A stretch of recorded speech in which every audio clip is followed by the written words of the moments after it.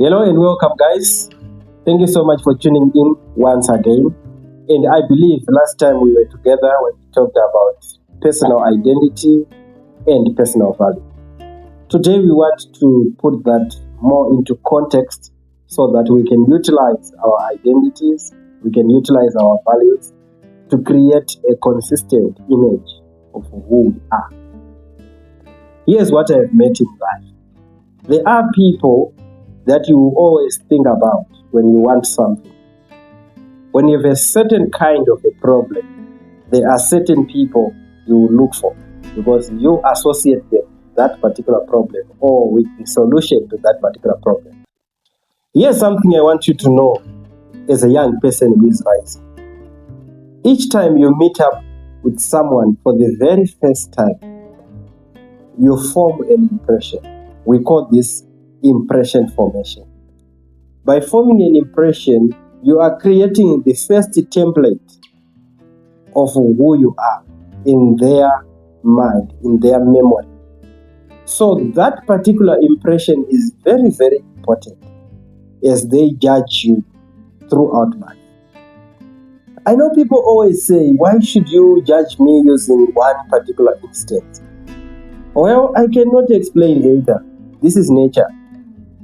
You can't keep on being bent every time. So by nature, your brain knows that once I face it, next time anything looking the same as it, I need to avoid. So these templates are created automatically. Our system is designed that way. The same happens with identity and values. And the same happens when you meet up with anyone. So the moment you meet up with them, the brain has its own way of categorizing people as safe, less risky, riskier, dangerous. And when you meet a person, you are categorized in any of these based on how and what you have done to that particular person. So even when you speak, don't throw out reckless statements anytime, anywhere to anyone, because you don't know what those statements are actually doing. When I find you fighting with another person, my mind actually sees that fight, and then because my mind is mine and is focused on me, it tells me how to treat you so that I am safe from you. But not because you have attacked me or done anything bad to me, but because I have witnessed you doing bad to someone. So whatever you are doing is creating impressions in people. And those impressions are useful in this life for us to be safe around you. Back to your identity. Ask yourself today, the people you have met, the people you have associated with, do they feel safe with your identity? Can they rely on you? Does that identity you showed them go along with the values you say you have? This goes wide to friends, to your community, to your social media postings, to your statuses, to your dressing, to your eating habits, to how you raise and lower your voice, to how you walk. Everything around you is part of your identity. Consider how you take certain things. For example, when you say you are purchasing a shoe polish, you are always looking at whether this particular shoe polish will not have an extra smell with it. Ask yourself, does your identity not create an extra smell when you are around people? Because that extra smell on shoe polish actually makes you avoid the whole brand of that shoe polish. The same happens with people. There are people that we avoid because of very silly things. But those silly things are major things because they complicate your identity when we are relating with you. And as you are young and rising, create a consistent identity so that people are not confused around you and they don't feel risky with you. You know, each time you come and tell someone's secret, for example, if that person is wise, they have not to make sure they don't tell you their own secrets.